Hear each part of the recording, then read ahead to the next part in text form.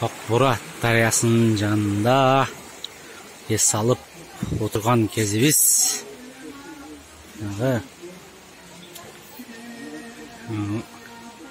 Ачылыш аземинен кийинки тамагаш акпай куюштурган жер. Саламатсыздарбы, урматтуу кадам журналистика таланттуулары.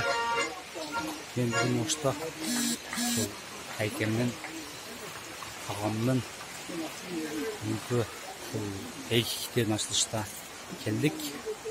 Ушул Ош шаарынын эң бир назик, эң бир кооз жери.